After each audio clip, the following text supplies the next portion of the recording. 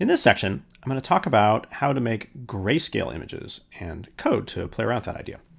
So the first question is, how do you make a gray color? So to play around with that, I'm going to go over here to the RGB Explorer. And it turns out in the RGB scheme, the way to make a gray color, one that lacks any hue, is for all three numbers, red, green, and blue, to be the same. So I can demonstrate that here. I'm going to put red and green up to be the, I'll put them all at 190. Oops. So you can see that's kind of a fairly bright yellow, and blue is down here. So watch what happens as I drag blue up towards being the same as red and green. You can see the color is kind of drained out of it. And just as blue gets to be exactly the same, and you can actually use the arrow keys on these controls. There, now that all three are exactly 190, what we're left with is just gray. So we can, I'll do another example. So if I put, I'll put green and blue down here sort of at the middle, so they're both at 99. It's kind of a, I don't know what that is. Oh, it's a dark turquoise if I put red at 0. So then I'll bring red up to be closer and closer, and then once it is the same as the other two, then again I'm left with gray. In this case, it's kind of a dark gray. So the pattern is, if red, green, and blue values are all equal, they're all the same, then that's going to be some shade of gray.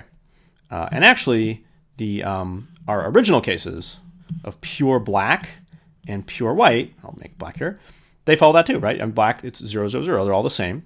So that's actually one endpoint of the grayscale spectrum. All right, so I'll go back here, and we'll say that so we can make these if we put all the RGB values to be equal, that'll make a shade of gray, and we can make dark gray and light gray and black or white or whatever. We'll say that those shades of gray, another way of saying it is that they lack hue.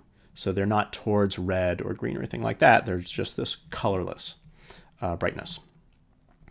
So in this table, I just have some examples. So for example, if I had something that was 50, 50, 50, that's sort of a dark gray, or 120, 120, 120, that's medium gray, or 200, 200, 200, that'd be a light gray. And as I said before, the pure black and pure white cases that we talked about before, those fit this pattern as well.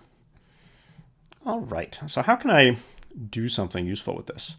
So I'm going to look at this unusual image here, the Liberty-Red JPEG, and I'll just run this code. Right now there's no code in here, so we'll just see it natural. So the Liberty Red image here, it's a picture of the Statue of Liberty, but all of the data is in the red values of the pixels. So the red values are 37 or 200 or whatever. They're varying to show this image. The green and the blue values are just 0 everywhere. There's nothing there. So, I mean, whatever, it looks bad, or it certainly looks wrong. So I want to think about, well, how could I fix that? I'd like to fix this to look like a grayscale picture of Statue of Liberty, not this red thing. So the way to do this, I'm going to use this, the fact that if the green, blue, and red are all the same, that's going to be a shade of gray. Now in this case, the data is in, for each pixel is in the red value. So if I say pixel.setGreen, and what I'm going to do is I'm going to make the green value, I'm going to change it to be the same as the red value. So I'll do that by saying pixel.getRed here. So what this does is with the pixel.getRed, that sort of picks the number out of, this is for each pixel, it picks up the red value, so 27 or 100 or whatever it is, and then sets it in to be the green value. Now this is a little unusual. Usually what we call set green, we've mixed it with get green, and set blue we've mixed with get blue. But this is a valid combination as well. And it happens in this case, it does what I want. So then I'll do it again for blue. Oops. So I'll say pixel.getRed, and then I'll set that into blue. I'll neaten this up. All right, let's try that. Ah, there we go. So this is just an application of this feature of the RGB space, that when the numbers are equal, it's grayscale. And so I sort of retrieved the value out of the red, and I set it over to blue green, so now it sort of fixes the image. So it looks, it's black and white, but at least it looks okay. So a related question, maybe a more practical question is, well, if I've got a color image, like here's our old flowers image, how could I convert it to grayscale. And the way I'm going to think about that is, if we're looking at here at these flowers, it's like, well, I want to drain the hue out of it. I just want to think of each one of these pixels as being dark or light, just having some amount of brightness. And obviously there's many examples in this image. So suppose, so the problem is going to be looking at a pixel, how dark or light is it? That's what I want to reduce this down to. So suppose I picked 3 pixels out of that image and I put them in this table. And now I want to think about which one of these pixels is darkest and lightest. So here's the first pixel, and here's the second pixel, and here's the third pixel. And here I'll zoom in on this a little bit. So I'm just trying to judge light versus dark. Who's the light? What's the lightest? What's the darkest here? So suppose if I was just looking at the red values, I'd see that this first pixel has a red of 200, and then that's just much brighter than the others, right? I mean, high numbers are bright. 255 is the max, and 0 is black. So it looks like, oh yeah, this first pixel, 200, that's clearly the brightest. But then if I look over in the at the green values, then it's like, oh gosh, but this third pixel actually has a really high value for green, even though it's kind of low for red. So I'm not quite sure how that balances against the other pixels. So it's hard, because essentially what we see is that you can't just look at one of red, green, blue to judge how bright the thing is. You sort of want to count them all. So our solution in this case, which I have in the fourth column here, is to compute the average for each pixel. So each pixel has a red, green, and blue value. What I'm going to do is just compute the average of those 3 numbers. And the way to do that is you just add them up. So I'm just going to compute red plus green plus blue for each pixel, and then just divide by 3. So that'll give us the average value of the red, green, and blue. And that average value is going to work as a pretty nice summary of just how bright the pixel is, right? So if the average is 0 or 10 or 20, some low number, we don't know what hue it is exactly, but we know it's dark.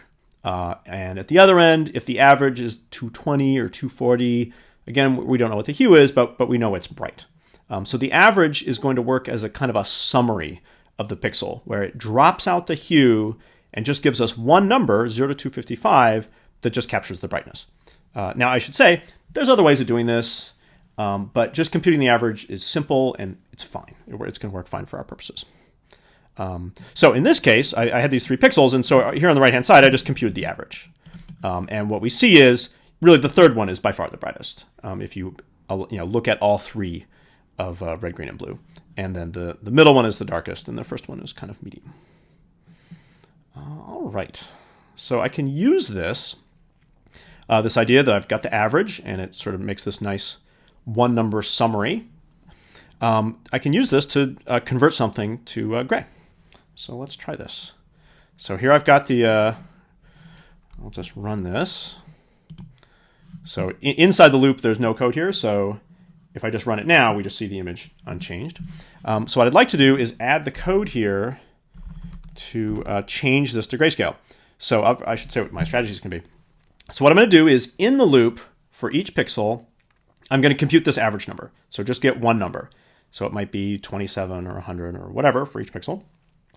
And then I'm going to take that number and set it into the red, green, and blue. So if the average is 27, I'm going to make red, green, and blue all be 27. And if the average is 211, then I'm going to make red, green, and blue all be 211. So that converts each pixel into the grayscale spectrum we saw before.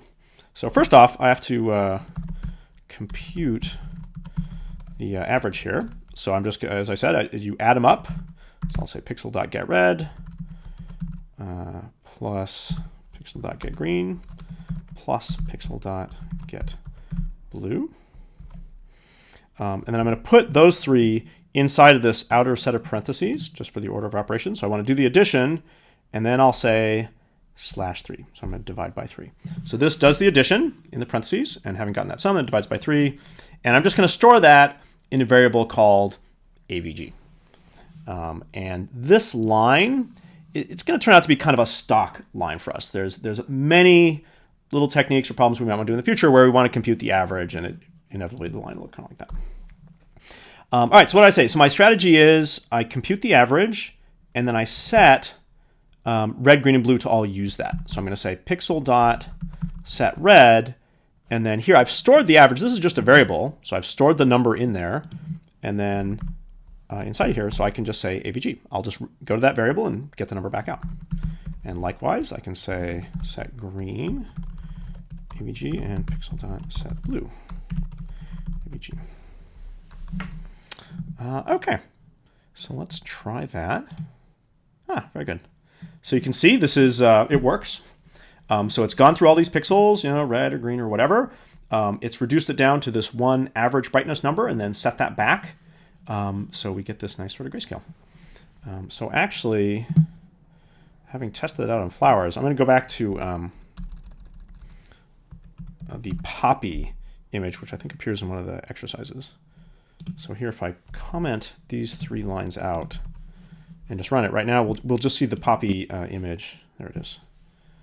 So I'll scroll to the right here a little bit. So you can see that's obviously, it's got this sort of orange California poppy look and the faded background here.